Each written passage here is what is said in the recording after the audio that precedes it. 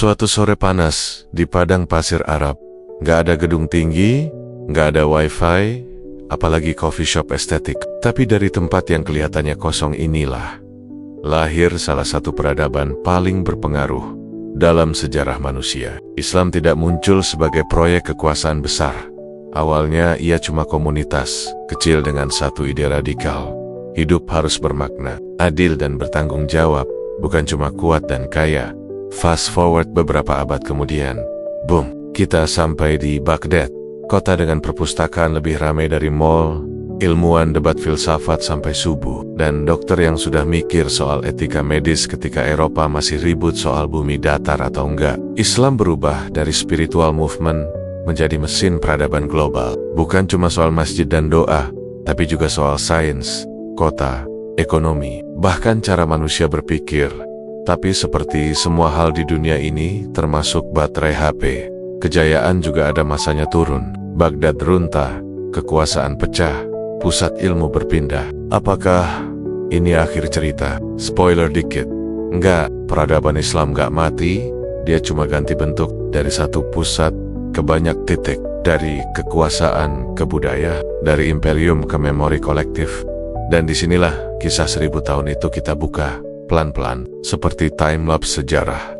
Kalau kita zoom out dan lihat Arab abad ke-7, jujur aja, tempat ini bukan kandidat calon pusat peradaban dunia. Panas, kering, sumber daya terbatas, dan konflik antar suku yang kalau ditotal, durasinya bisa lebih panjang dari sinetron kejar tayang. Tapi justru di ruang yang keras inilah, Islam lahir, bukan sebagai kerajaan, bukan sebagai ideologi negara, tapi sebagai komunitas spiritual. Awalnya sederhana, Islam datang membawa satu gagasan yang cukup mind-blowing untuk ukuran zamannya. Manusia itu setara di hadapan Tuhan, bukan karena darah, suku, atau status. Ukurannya cuma satu, takwa. Kedengarannya normatif sekarang, tapi waktu itu, radical. Ini seperti bilang di tengah sistem kasta, maaf, kita riset semua. Wajar kalau banyak yang gelisah. Status sosial yang dibangun bertahan-tahan, tiba-tiba dianggap nggak sakral lagi. Hijrah ke Madinah adalah momen kunci. Ini bukan sekadar pindah kota, tapi transisi dari gerakan iman menjadi masyarakat nyata. Di Madinah, Islam mulai belajar hidup bersama realitas, perbedaan, konflik, ekonomi, dan politik. Kalau di Mekah fokusnya iman personal, di Madinah fokusnya iman sosial. Iman yang diuji bukan cuma di sajadah tapi di pasar, di medan konflik, dan di ruang musyawarah. Disinilah Islam menunjukkan wajahnya sebagai arsitek tatanan hidup. Nabi Muhammad tidak datang membawa blueprint negara ala modern, tapi membangun fondasi, etika, keadilan, dan tanggung jawab sosial. Piagam Madinah sering disebut sebagai kontrak sosial awal. Dokumen yang mengatur hidup bersama lintas suku dan agama, Yahudi, Muslim, dan kelompok lain, diikat bukan oleh iman yang sama, tapi oleh komitmen moral yang sama. Zaman sekarang mungkin kita sebut ini pluralisme, waktu itu orang menyebutnya, kok bisa? Menariknya, Madinah bukan kota yang steril dari konflik, justru sebaliknya. Perbedaan pendapat ada, gesekan sosial terjadi, bahkan intrik politik juga muncul. Islam tidak menjanjikan masyarakat tanpa masalah.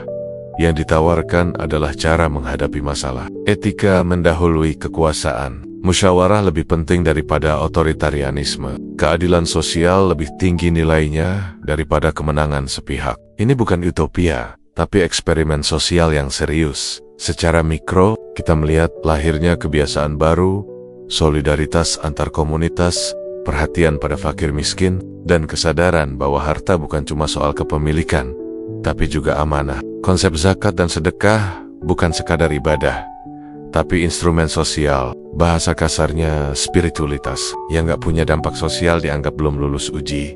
Madinah menjadi laboratorium peradaban. Dari sinilah Islam belajar mengelola manusia, bukan malaikat. Ada yang thought, ada yang setting-settingga, ada yang oportunis, lengkap. Tapi justru karena itu, Islam tumbuh sebagai agama yang realistis. Ia tidak lahir di Menara Gading, tapi di tengah hiruk-pikuk kehidupan. Dan mungkin di titik inilah kunci besarnya. Islam tidak memulai peradaban dengan gedung megah atau pasukan besar, tapi dengan komunitas yang punya makna bersama. Negara bisa runtuh, kota bisa hancur. Tapi selama makna itu hidup, peradaban selalu punya peluang untuk tumbuh lagi. Setelah komunitas di Madinah relatif stabil emosional dan struktural, Islam masuk fase baru, bergerak. Dan bergeraknya ini bukan tipe jalan-jalan santai, tapi ekspansi lintas wilayah yang kalau dilihat dari Google Maps versi sejarah, cukup bikin kaget. Dalam waktu kurang dari 1 abad, Islam melompat dari Jazirah Arab ke Afrika Utara, Persia, sampai sebagian Eropa. Cepat, ayat ajaib besar, tapi bukan sulap. Yang sering disalahpahami, ekspansi awal Islam bukan sekadar cerita pedang dan penaklukan. Kalau cuma mengandalkan kekuatan militer, sejarah biasanya pendek umurnya. Yang bikin Islam bertahan, bukan hanya siapa yang menang perang, tapi apa yang terjadi setelahnya. Disinilah transformasi sosial mulai bekerja. Pasukan Islam memang datang sebagai kekuatan politik baru, tapi mereka masuk ke wilayah-wilayah yang sudah lelah dengan imperium lama. Bizantium dan Persia bukan kerajaan kecil. Mereka raksasa, tapi raksasa yang birokratis, berat, dan sering menindas rakyatnya sendiri. Pajak tinggi, stratifikasi sosial kaku, dan konflik internal bikin masyarakat lokal berada di mode asal hidup lebih adil. Siapapun boleh. Islam datang bukan sebagai penyelamat sempurna, tapi sebagai alternatif yang terasa lebih rasional. Yang menarik, Islam tidak memaksa dunia jadi Arab. Bahasa Arab memang jadi bahasa administrasi dan ilmu, tapi budaya lokal tidak dihapus. Orang Persia tetap Persia, orang Mesir tetap Mesir, orang Syam tetap Syam. Islam justru beradaptasi, menyerap, dan berdialog dengan tradisi setempat. Ini bukan ekspansi satu warna, tapi proses hibridisasi budaya. Kalau pakai istilah sekarang, Islam itu inklusif tapi punya identitas secara sosial. Perubahan paling terasa ada di struktur masyarakat. Identitas tidak lagi semata soal darah dan suku, tapi soal keanggotaan dalam komunitas moral. Budak bisa jadi ulama, non-Arab bisa jadi pemimpin, dan orang miskin bisa duduk sejajar dalam ruang ibadah. Tentu praktiknya nggak selalu ideal, namanya juga manusia, but the direction was clear. Islam menawarkan mobilitas sosial di dunia yang sebelumnya sangat hierarkis. Ekonomi juga ikut berubah. Jaringan dagang meluas dari Samudra Hindia sampai Mediterania. Pedagang muslim bukan cuma bawa barang, tapi juga nilai, kejujuran, kontrak, dan etika bisnis. Banyak wilayah mengenal Islam bukan dari mimbar, tapi dari pasar. Dan ini penting. Kepercayaan sosial sering lebih efektif daripada propaganda. Orang boleh beda iman, tapi kalau dagangnya jujur, itu dakwah tanpa kata-kata. Perjumpaan budaya ini melahirkan sesuatu yang unik. Filsafat Yunani bertemu Tauhid, administrasi Persia bertemu etika Islam, seni Bizantium bertemu estetika baru. Islam tidak datang sebagai penghancur peradaban lama, tapi sebagai editor sejarah, menghapus yang dianggap tidak adil, mempertahankan yang fungsional, dan menambahkan visi moral baru. Jadi, ekspansi Islam bukan hanya soal wilayah yang meluas, tapi cakrawala yang melebar. Dari komunitas spiritual di Madinah, Islam berubah menjadi peradaban lintas benua, bukan karena memaksa dunia masuk ke dalam Islam, tapi karena Islam cukup fleksibel untuk hidup di dalam dunia. Di titik ini, Islam sudah tidak bisa lagi diperlakukan sebagai agama lokal dari Jazirah Arab. Ukurannya sudah kebesaran, wilayahnya lintas benua, manusianya lintas etnis, dan problem yang dihadapi juga makin kompleks. Kalau sebelumnya Islam sibuk bertanya, bagaimana hidup bersama? Sekarang pertanyaannya naik level. Jadi, bagaimana mengelola dunia yang luas ini tanpa kehilangan jiwa? Spoiler dikit, ini nggak gampang. Masuklah fase ketika Islam benar-benar tampil sebagai kekuatan global. Bukan cuma kuat secara militer, tapi matang secara administratif. Di bawah dinasti Umayyah, misalnya, negara mulai bekerja seperti negara, bukan sekadar komunitas idealis. Pajak diatur, wilayah dibagi, jalan dan kota dibangun. Agama tidak berdiri terpisah dari tata kelola, tapi juga tidak sepenuhnya menelan logika pemerintahan. Islam belajar berdamai dengan realitas. Ideal itu penting, tapi sistem juga perlu. Salah satu keputusan paling strategis dan dampaknya panjang banget adalah menjadikan bahasa Arab sebagai bahasa administrasi dan komunikasi resmi. Ini bukan soal ego etnis, tapi soal efisiensi. Bayangin ngurus imperium tapi tiap wilayah pakai bahasa sendiri, rapat bisa lebih lama dari sejarahnya. Bahasa Arab kemudian berkembang dari bahasa ritual menjadi bahasa hukum, sains, dan sastra. Dari sini Arabisasi bukan berarti mengarabkan orang, tapi menyatukan percakapan. Yang menarik, justru di momen inilah Islam makin tidak Arab sentris. Orang Persia, Berber, Afrika, hingga Eropa mulai masuk dan berkontribusi. Ulama besar, administrator ulung, dan pemikir brilian banyak yang bukan Arab. Identitas Islam perlahan bergeser dari berbasis etnis ke berbasis nilai. Ini momen krusial ketika Islam menjadi universal, bukan karena menghapus perbedaan, tapi karena mampu menampungnya. Kota-kota Islam tumbuh sebagai pusat peradaban. Damaskus, Kairo, Cordoba, ini bukan sekadar pusat politik, tapi ruang hidup kosmopolitan. Masjid berdampingan dengan pasar, perpustakaan dekat dengan rumah sakit. Kota Islam bukan cuma tempat tinggal, tapi ekosistem sosial. Orang datang untuk berdagang, belajar, berdiskusi, bahkan berdebat. Kadang debatnya lebih panas dari kolom komentar. Tapi justru dari gesekan itulah ide-ide besar lahir. Administrasi yang rapi membuat peradaban ini relatif stabil. Pajak tidak semata alat penindasan, tapi juga sumber layanan publik. Infrastruktur dibangun, keamanan dijaga, dan hukum ditegakkan. Setidaknya sebagai ideal bersama, Islam mulai berfungsi sebagai framework etis bagi negara. Kekuasaan sah, sejauh ia adil, bukan sejauh ia kuat. Disinilah kita melihat Islam berubah bentuk, dari agama komunitas menjadi peradaban dunia, dari Arab menjadi milik banyak bangsa, bukan tanpa konflik, bukan tanpa kontradiksi, tapi cukup kokoh untuk bertahan berabad-abad. Dan mungkin pelajaran terbesarnya adalah ini, peradaban besar tidak lahir dari keseragaman, tapi dari kemampuan mengelola keberagaman. Bayangkan sebuah kota di mana buku lebih dicari daripada emas, dan debat filsafat bisa lebih seru daripada adu pedang. Selamat datang di Baghdad, ibu kota Abbasiyah, yang pada masanya bukan cuma kota penting, tapi pusat dunia. Kalau hari ini kita bilang semua jalan menuju internet, di abad pertengahan bisa dibilang semua ide besar mampir ke Baghdad dulu. Baghdad tidak dibangun asal jadi. Kota ini dirancang sebagai simbol peradaban, rapi, terstruktur, dan kosmopolitan. Tapi yang bikin Baghdad istimewa bukan tembok atau istananya, melainkan budaya intelektualnya. Disinilah ilmu pengetahuan bukan hobi elit, tapi identitas peradaban. Kalau sekarang CV orang penuh sertifikat, waktu itu prestise seseorang diukur dari seberapa dalam ilmunya dan seberapa kuat dia berdebat tanpa baper. Ikon terbesar dari era ini adalah Baitul Hikmah. Ini bukan sekadar perpustakaan, tapi pusat penerjemahan, riset, dan diskusi lintas disiplin. Teks-teks Yunani, Persia, India diterjemahkan ke bahasa Arab secara besar-besaran. Aristoteles, Galen, Ptolemy, semuanya diislamkan bukan secara teologisis, tapi secara metodologis. Artinya, disaring, dikritik, lalu dikembangkan. Ilmu tidak ditelan mentah, tapi dicerna. Ini bukan copy-paste peradaban, tapi upgrade versi sejarah. Yang menarik, para penerjemah dan ilmuwan datang dari berbagai latar belakang.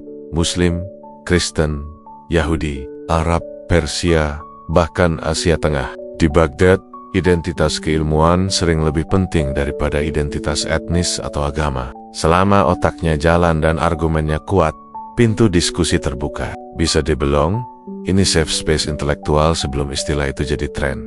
Ilmu yang berkembang pun bukan kaleng-kaleng. Astronomi untuk navigasi dan kalender, kedokteran untuk rumah sakit publik, matematika untuk administrasi dan perdagangan, filsafat untuk, berpikir lebih dalam tentang hidup. Al-Khawarizmi merumuskan aljabar, Ibnu Sina menulis ensiklopedia medis, dan para filsuf mencoba menjawab pertanyaan klasik, hubungan antara akal dan wahyu. Kadang hasilnya bikin sepakat, kadang bikin debat panjang. Tapi disitulah hidupnya peradaban. Yang penting dicatat, ilmu dalam Islam klasik tidak dipisahkan dari etika. Pengetahuan bukan sekadar alat kuasa, tapi sarana memahami ciptaan Tuhan. Mencari ilmu dipandang sebagai ibadah. Jadi belajar bukan cuma demi karier, karena karier path belum ada, tapi demi makna. Konsep ini membuat ilmu punya dimensi moral, bukan sekadar teknis. Baghdad akhirnya menjadi magnet global. Ide-ide dari timur dan barat bertemu, berbenturan, lalu melahirkan sintesis baru. Dan meski nanti kota ini akan runtuh secara fisik, warisan intelektualnya menyebar kemana-mana, hingga Eropa dan dunia modern. Karena pada akhirnya, kota boleh hancur, tapi gagasan punya umur yang jauh lebih panjang. Kalau kita terlalu sering ngomongin Islam abad pertengahan lewat istana, khalifah, dan perang besar, kita bisa lupa satu hal penting. Peradaban itu hidupnya di keseharian orang biasa. Bukan di singgasana tapi di pasar. Bukan di pidato politik, tapi di ruang belajar dan rumah sakit. Dan justru di level mikro inilah wajah Islam sebagai peradaban kelihatan paling nyata dan paling manusiawi. Mari mulai dari ulama. Mereka bukan figur eksklusif yang hidup terpisah dari masyarakat. Ulama adalah guru, hakim, penasihat, bahkan kadang tukang debat yang kalau hidup sekarang mungkin rajin bikin thread panjang. Mereka hadir di tengah masyarakat, mengajarkan ilmu, menengahi konflik, dan jadi rujukan etika. Otoritas mereka bukan karena jabatan negara, tapi karena kepercayaan publik. Singkatnya, power tanpa istana. Lalu ada murid madrasah, anak-anak muda yang rela duduk berjam-jam di lantai masjid atau sekolah kecil, mencatat, menghafal, dan berdiskusi. Sistem pendidikannya fleksibel, tapi serius. Tidak ada ijazah formal seperti sekarang, tapi edasanet, jalur transmisi ilmu. Kalau sekarang, orang pamer gelar, waktu itu yang dipamerin, aku belajar langsung dari guru ini. Academic vibes tapi versi abad pertengahan. Bergerak ke pasar, pusat denyut ekonomi sekaligus sosial. Pasar dalam dunia Islam bukan cuma tempat jual beli, tapi ruang interaksi lintas budaya. Pedagang muslim, non-muslim, lokal dan asing, bertemu di satu ruang yang diikat oleh etika dagang. Kejujuran bukan slogan, tapi kebutuhan. Sekali reputasi rusak, tamat sudah karier dagang. Bisa dibilang, pasar adalah ruang dakwah paling efektif. Tanpa ceramah, lalu ada rumah sakit Bimaristan, salah satu pencapaian sosial paling underrated. Ini bukan klinik elit, tapi layanan publik. Pasien dilayani tanpa melihat agama atau status sosial. Dokter digaji negara, obat disediakan, dan pasien dirawat dengan standar yang untuk zamannya sangat maju. Bahkan ada bangsal khusus untuk gangguan mental. JDI, isu kesehatan mental sudah dipikirkan sebelum jadi topik podcast. Kehidupan kota Islam juga dipenuhi wakaf, dana sosial untuk sekolah, rumah sakit, air minum, bahkan penerangan jalan. Artinya, kesejahteraan bukan sepenuhnya urusan negara, tapi tanggung jawab kolektif. Masyarakat berpartisipasi aktif membangun ruang publik. Ini bukan utopia. Tentu saja, masalah tetap ada, tapi ada kesadaran bahwa hidup bersama perlu sistem solidaritas. Di level mikro inilah kita melihat Islam sebagai peradaban yang operasional. Ia tidak berhenti di teks atau simbol, tapi hadir dalam praktik sehari-hari. Dari cara orang belajar, berdagang, merawat orang sakit, sampai menyelesaikan konflik. Peradaban ini tidak hanya dibangun oleh tokoh besar, tapi oleh jutaan tindakan kecil yang konsisten. Dan mungkin itu pelajaran terpentingnya. Peradaban besar tidak berdiri karena satu figur hebat, tapi karena masyarakat biasa yang menjalankan nilai-nilai luar biasa setiap hari. Di fase ini, dunia Islam masuk ke level diskusi yang bisa bikin kening berkerut, tapi hati penasaran. Siapa yang harus pegang kendali? Akal atau wahyu? Atau versi santainya? Kita mikir sejauh mana sih sebelum dibilang kebablasan? Pertanyaan ini bukan drama kecil, tapi debat intelektual serius yang membentuk wajah Islam baru berdebat. Sejak karya-karya filsafat Yunani masuk lewat Baghdad, dunia Islam ketiban bonus besar, dan sekaligus PR, Aristoteles, Plato dan kawan-kawan datang membawa logika, metafisika dan metode berpikir sistematis. Para filsuf muslim seperti Al-Farabi dan Ibnu Sina menyambutnya dengan antusias. Akal dianggap anugerah Tuhan, jadi memakainya bukan dosa, justru ibadah versi hard mode. Tuhan dipahami sebagai sebab pertama, alam sebagai sistem rasional. Kedengarannya elegan dan memang itu puncak intelektual zamannya. Tapi masalahnya, gak semua orang nyaman. Sebagian ulama mulai curiga. Kalau semua bisa dijelaskan dengan rasio, wahyu posisinya di mana? Jangan-jangan Tuhan nanti cuma jadi konsep abstrak, bukan realitas hidup. Disinilah Al-Ghazali masuk ke panggung, bukan sebagai anti-ilmu, tapi sebagai kritikus serius. Dan penting dicatat, dia bukan orang yang gak paham filsafat. Justru sebaliknya, dia menguasainya dulu, baru mengkritiknya. Ini bukan debat asal nyerocos, ini debat level profesor. Dalam karyanya Tahafut Al-Falasifah, Kerancuan Para Filsuf, Al-Ghazali tidak menolak rasio secara total. Yang ia kritik adalah ketika rasio diperlakukan sebagai hakim tertinggi atas segala hal, termasuk hal-hal metafisik yang menurutnya wilayah wahyu. Bagi Al-Ghazali, akal itu penting, tapi bukan absolut. Ibarat Google Maps membantu era, tapi tetap butuh tujuan yang jelas. Dan tujuan itu, menurutnya, datang dari wahyu, yang sering dilupakan. Al-Ghazali juga membuka jalan spiritual lewat tasawuf. Setelah krisis eksistensial, ulama besar juga bisa overthinking. Ia menyimpulkan bahwa kebenaran tidak hanya ditemukan lewat logika, tapi juga lewat pengalaman batin. Jadi kalau filsafat sibuk menjelaskan apa itu Tuhan, tasawuf sibuk bertanya, bagaimana rasanya dekat dengan Tuhan? Dua-duanya penting, tapi beda jalur. Debat rasio versus wahyu ini tidak pernah benar-benar selesai. Tapi justru disitulah kekayaan intelektual Islam. Dunia Islam tidak mematikan diskusi, tapi mengelolanya. Meski kadang tegang, kadang panas, ilmu tetap berkembang, teologi tetap hidup, dan filsafat tetap diperdebatkan. Ini bukan tanda kebingungan, tapi tanda peradaban yang berpikir. Pelajarannya jelas. Islam abad pertengahan bukan anti akal, tapi juga tidak mabuk rasio. Ia mencoba menyeimbangkan, meski sering jatuh bangun, antara berpikir kritis dan berserah diri. Karena pada akhirnya, iman tanpa akal bisa jadi dogma, tapi akal tanpa iman bisa kehilangan arah. Tahun 1258 M. Kalau dunia Islam punya kalender trauma kolektif, tanggal ini mungkin dikasih tanda merah tebal. Baghdad jatuh, kota yang selama baru berdebat, jadi pusat ilmu, diskusi dan peradaban, runtuh oleh serbuan Mongol. Perpustakaan dibakar, ilmuwan dibunuh, sungai Tigris konon menghitam oleh tinta buku. Kedengarannya dramatis? Iya, tapi ini salah satu momen ketika sejarah benar-benar nggak bercanda. Runtuhnya Baghdad bukan sekadar kekalahan militer, ini kehancuran simbolik. Selama ini, dunia Islam punya satu wajah utama, pusat kekuasaan, pusat ilmu, pusat legitimasi, dan tiba-tiba semuanya lenyap dalam waktu singkat. Kalau dianalogikan ke zaman sekarang, ini seperti internet global tiba-tiba, mati total. Semua orang bengong, panik, dan bertanya, terus kita gimana? Setelah itu, dunia Islam masuk fase disintegrasi. Kekuasaan tidak lagi terpusat, dinasti-dinasti regional bermunculan, Mamluk di Mesir, berbagai kesultanan di Persia, Asia Tengah hingga India. Secara politik, ini bikin dunia Islam terfragmentasi. Nggak ada lagi satu otoritas tunggal yang bisa ngomong, ini loh pusatnya. Semua jalan sendiri-sendiri, dengan kepentingan masing-masing. Persatuan jadi wacana, bukan realitas.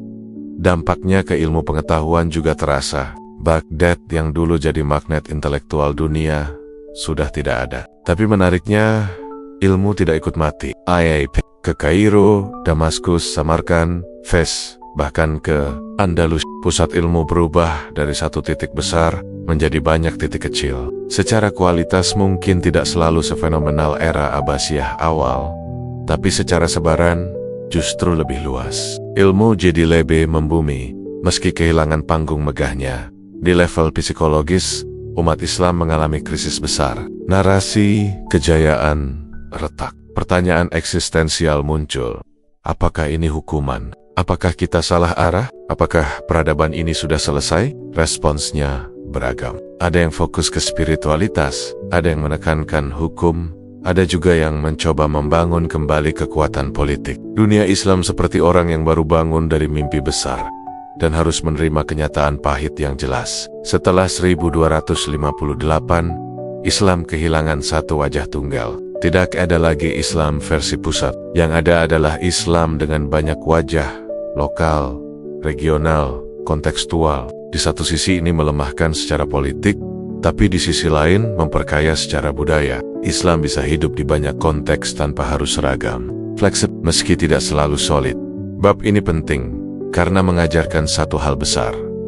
Peradaban tidak selalu runtuh karena kalah perang, tapi karena kehilangan pusat makna bersama. Baghdad hancur, tapi Islam tidak. Ia tercerai, tersebar, dan berubah bentuk. Dan dari reruntuhan inilah, bab terakhir akan lahir, kisah tentang peradaban yang menolak mati, meski sudah jatuh berkali-kali. Setelah Baghdad runtuh, dan dunia Islam kehilangan ibu kota emosionalnya, pertanyaan besarnya simpel tapi nyesak. Terus Islam kemana? Apakah peradaban ini tamat seperti karajan-karajan besar sebelumnya? Jawaban pendeknya, enggak. Jawaban panjangnya, Islam berhenti jadi imperium tunggal, tapi justru berubah jadi jaringan budaya yang hidup di banyak tempat sekaligus. Dari satu pusat ke banyak simpul, dari satu wajah ke banyak ekspresi. Pasca kejatuhan, Islam tidak lagi punya pusat tunggal yang bisa menunjuk diri sebagai wakil resmi peradaban. Tapi justru disitulah fleksibilitasnya diuji. Islam beradaptasi dengan konteks lokal. Di Mesir dengan Mamluk, di Anatolia dengan Ottoman, di Persia dengan Safawi, di India dengan Mughal, bahkan di Nusantara lewat jalur dagang dan budaya. Tidak seragam, tidak satu suara. Dan jujur saja, kadang ribet, tapi hidup. Perubahan besar terjadi pada cara Islam bertahan. Kalau dulu kekuatan politik jadi tulang punggung, sekarang budaya dan praktik sosial yang mengambil alih. Masjid, pesantren, madrasah, tarekat, sastra, dan hukum lokal jadi medium utama. Islam hidup bukan karena istana megah, tapi karena ia hadir di kampung, pasar, pelabuhan, dan ruang batin manusia. Bisa dibilang, Islam pindah dari gedung pemerintahan ke kehidupan sehari-hari. Lebih low profile, tapi lebih tahan banting. Ilmu pengetahuan memang tidak lagi meledak seperti era Baghdad, tapi transmisi ilmu tetap jalan. Kitab-kitab disalin, diajarkan, dan dikembangkan secara lokal. Ulama menjadi figur sentral, bukan sebagai pejabat negara, tapi sebagai penjaga memori kolektif. Mereka bukan pemimpin imperium, tapi penjaga makna. Dan kadang, itu justru lebih penting. Tasawuf juga memainkan peran besar. Di tengah kekecewaan politik dan trauma sejarah, spiritualitas menawarkan kedalaman baru. Islam tidak lagi bicara soal menaklukkan dunia, tapi menata diri. Tarekat menyebar lintas wilayah, membawa Islam ke tempot-tempot yang bahkan tidak pernah dijangkau tentara. Ironisnya, ketika Islam kehilangan pedang, justru kata dan teladan yang bekerja lebih efektif. Islam pasca kejatuhan memang tidak sekuat dulu secara geopolitik, tapi ia menjadi lebih cair, lebih adaptif, dan lebih kontekstual. Ia bisa hidup di bawah kerajaan besar, di pinggiran kekuasaan, bahkan di bawah dominasi asing. Karena kekuatannya bukan lagi pada pusat, tapi pada jaringan. Kalau satu simpul runtuh, yang lain tetap hidup. Seperti internet, nggak ada satu server pusat yang kalau mati semuanya ikut mati. Dan mungkin disinilah pelajaran terakhir dari timelapse 1000 tahun ini. Peradaban sejati tidak bergantung pada satu kota, satu dinasti, atau satu era keemasan. Ia hidup selama nilai-nilainya masih dipraktikkan. Islam tidak mati bersama Baghdad. Ia hanya berhenti berteriak sebagai imperium, dan mulai berbicara pelan sebagai budaya. Tapi justru suara yang pelan itulah yang bertahan paling lama. Kita baru saja nge-track timelapse panjang. Dari padang pasir Arab, Madinah yang penuh eksperimen sosial, ekspansi lintas benua, kejayaan Baghdad sebagai pusat dunia, sampai momen pahit ketika semuanya runtuh, lalu hidup lagi dalam bentuk baru. Islam abad pertengahan bukan cerita lurus naik lalu tamat. Ia lebih mirip grafik nekturan yang penuh belokan, konflik, adaptasi, dan kreativitas manusia. Islam lahir sebagai komunitas spiritual, tumbuh jadi peradaban global, lalu berubah jadi jaringan budaya ketika pusatnya runtuh. Kekuasaan boleh pecah, kota boleh hancur, tapi nilai, iman, etika, ilmu, dan solidaritas tetap berpindah tangan dan lintas generasi. Inilah bukti bahwa peradaban besar tidak bergantung pada satu tempat, tapi pada manusia yang menjaganya. Kalau kamu suka bahasan sejarah, humaniora, dan ide-ide besar yang dibawakan santai tapi tetap bernas, channel ini tempatnya. Ngomongin apa yang terjadi, tapi kenapa itu penting buat kita hari ini. Kesimpulannya simpel. Islam tidak mati bersama kejatuhan imperium. Ia berubah bentuk, menyesuaikan diri, dan terus hidup. Karena peradaban sejati bukan soal kuasa, tapi soul